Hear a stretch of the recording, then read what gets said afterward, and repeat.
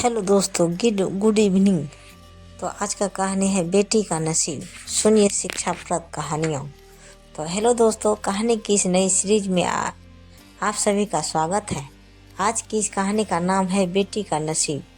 यह एक पारिवारिक कहानी है। अगर आपको हिंदी कहानी, पारिवारिक कहानी या सास बहू की कहानियों या इमोशनल कहानियों सुनने का शौक हो तो इस कहानी को पूरा जरूर सुनिएगा। सपना गांव के कुएं से पानी भरकर घर की ओर जा रही थी। रास्ते में उसे दूर से एक बुजुर्ग आते दिखे। जब वे पास आए तो उन्होंने कहा, बेटी मुझे थोड़ा सा पानी पिला दो। सपना कहा, हाँ हाँ बाबा, क्यों नहीं, ये लीजिए पानी पीजिए। यह कहकर उसने पानी का घड़ा हाथ में लेकर उन्हें पानी पिला दिया। पानी पीकर बुजुर्ग ने उसका धन्यवाद दिया और आगे चल दिए। कुछ देर बाद सपना घर पहुंची तो देखा वे बुजुर्ग और उसके पिता खाट पर बैठे थे। रामधन जी को जो सपना के पिता थे, रतनलाल उनके ही पुराने दोस्त थे जो कि दूसरे गांव में रहते थे। कई साल बाद वे रामधन से मिलने आए थे। रामधन जी ने जैसे सपना को देखा वो बोले, ए भाई रतनलाल, आ गई मेरी बेटी। इसी के बारे में पूछ रहा था ना, बहुत ही होशियार बच्ची है। बस मेरी गरीबी और उसकी मान के ना रहने के कारण इससे इसका बचपन छिन गया। अब बेटा, ये तेरे चाचा हैं, मेरे बचपन के दोस्त। सपना कुछ बोलती उससे पहले ही रतनलाल जी ने कहा, भाई रामधन दे तेरी बहुत संस्कार वाली है। आज कुएं पर इसने ही मुझे पानी पिलाया था, और कोई होता तो पहले मेरी जात पात पूछता, फिर कहीं जाकर पानी पिलाता। तेरी बेटी बहुत परोपकारी संस्कारी है। अपनी तारीफ सुनकर सपना शर्मा गई, अंदर चली गई। तभी रामधन ने आवाज़ लगाई, बेटी अपने चाचा के लिए कुछ मीठा ले आओ। रतनलाल जी ने उसे रोकते हुए कहा, भाई मुंह बाद में मीठा कर लेंगे, पहले मैं जिस काम से आया हूँ वो तो सुन ले। हाँ भाई बोल, क्या बात है, घर में सब ठीक तो है ना? रामधन की बात सुनकर रतनलाल ने गंभीर होते हुए कहा, भाई मैं अपने बड़े बेटे के लिए तेरी बेटी का हाथ मांगना चाहता हूँ। अब इस दोस्ती को रिश्तेदारी में बदल देते हैं। यह सुनकर रामधन बहुत खुश हुआ। उसने कहा, बात तो ठीक है, तेरी ठीक है। अगर तेरा बेटा हो तो मैं तैयार हूँ, लेकिन भाई मेरी हैसियत तो जानता ही है। जहाँ तक मुझे पता है तेरा तो शहर में बहुत बड़ा कारोबार है। कहाँ मैं कहाँ तू। रतनलाल जी ने कहा, पैसा की तो चिंता मत कर, मेरे बेटे के लिए कई बड़े घरों के रिश्ते आए, लेकिन मैं एक ऐसे बच्चे में अपने घर की बहू बनाना चाहता था जिसमें संस्कार हो। वो मैं तेरी बेटी के अंदर देख लिए। तू बस हाँ कर दे, बाकी सब कुछ मेरे पास छोड़ दे। रतनलाल जी की बातें सुनकर रामधन ने तुरंत हाँ कर दी। ऐसा घर बैठे रिश्ता आए तो कोई भी मना नहीं कर सकता। किवाड़ की ओर से सपना यह सब सुन रही थी। रतनलाल जी ने आगे कहना शुरू ही किया, हाँ ये बात हुई ना खुशी की, अब जल्दी से मिठाई मंगा, अब मज़ा आएगा मुंह मीठा करने में।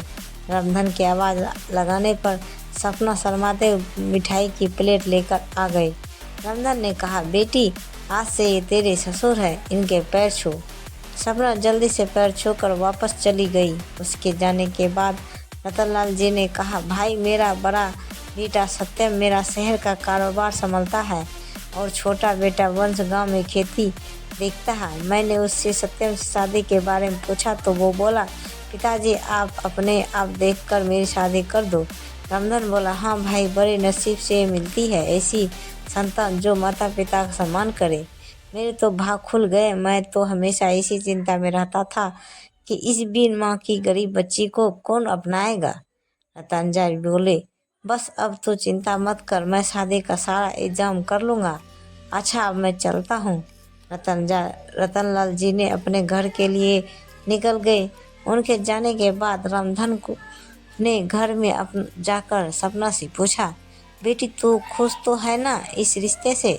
सपना बोली, पिताजी मेरे जाने के बाद आपका ध्यान कौन रखेगा, मुझे नहीं करनी शादी।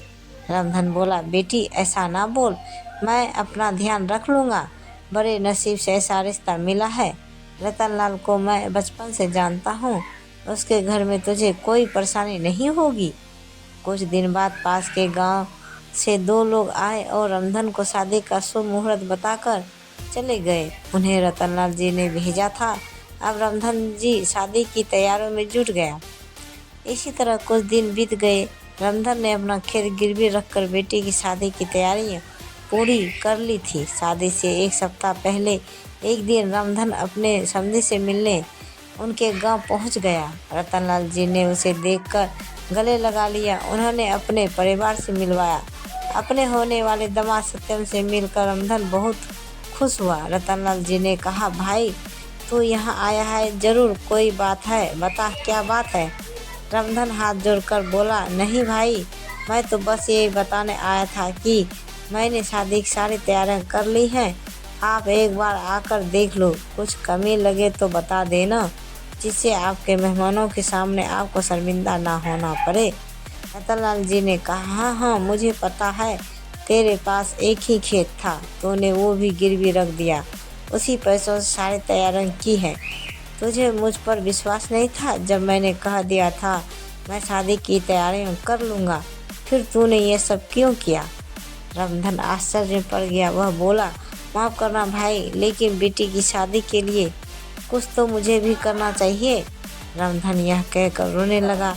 उसकी आंखों से आंसू बह रहे थे। तभी रतनलाल जी ने अपने छोटे बेटे वंश को बुलाया और इशारे से कुछ समझाया। कुछ देर बाद रतनलाल जी ने रामधन के कंधे पर हाथ रखा। रामधन सिर झुकाए शर्मिंदा हुआ बैठा था। रतनलाल जी ने कहा, ले भाई, अपनी अमानत दोबारा फिर कभी ऐसा मत करना। यह कहकर उन्होंने खेतों के कागज रामधन के हाथ में रख दिए। रामधन ने देखा, अरे ये क्या, ये तो वही कागज है तो मैंने गिरवी रखे थे, ये आपके पास कैसे आए। रतनलाल जी ने कहा, वंश आसपास के गांव के सभी लोगों को जानता है। उनमें से ही एक ने खेत गिरवी रखने वाली बात हमें बता दी, वही यह कागज छुरा कर लाया है। रामधन की आंखों से आंसू बह रहे थे। रतनलाल जी ने उसे गले लगा लिया और बोला, भाई खेत ही गिरवी रख देगा तो कर्ज वो कहाँ से चुकाएगा और खाएगा क्या। आगे से ऐसा कुछ मत करना। मैं अपनी बेटी लेने आऊँगा, बस तू मिठाई बढ़िया सी बनवाना। यह सुनकर सब लोग हंस पड़े। रतनलाल जी ने आवाज़ लगाई, वंश ने 50,000 रुपये लाकर अपने पिता के हाथ में रख दिए। रतनलाल जी ने कहा, ले भाई, शादी की तैयारियां कर और वंश इन्हें घर छोड़ा। और वहाँ सुनकर, भाई कल हम 4-5 आदमियों को तेरे घर भेज देंगे, वो सारा काम संभाल लेंगे, बस तू चिंता मत करना। रामधन कुछ बोल नहीं पा रहा था। उसके मुंह से बस इतना ही निकला, मेरी बेटी के नसीब खुल गए। यह कहते ही वह कुर्सी पर बैठे लुढ़क गया। इतनी खुशी बर्दाश्त नहीं कर पाया, उसने अपने प्राण त्याग दिए। रतनलाल जी उसे संभालते हुए इससे पहले ही वह दुनिया छोड़ चुका था। रतनलाल जी अपने दोस्त से लिपटकर रोते रहे। वे अपने दोस्त की अंतिम यात्रा लेकर उसके गांव पहुंचे। लाल सपनों को जब यह पता लगा, रोते हुए बेहोश हो गए। रामधन का अंतिम संस्कार किया गया। रतनलाल जी अपने परिवार के साथ वहीं रुक गए। 13वीं के एक सप्ताह बाद उन्होंने साफ तरीके से सत्यम और सपना की शादी एक मंदिर में करवा दी। सपना के चमकते नसीब की खुशी में रामधन अपना जीवन जीना भूल गया था।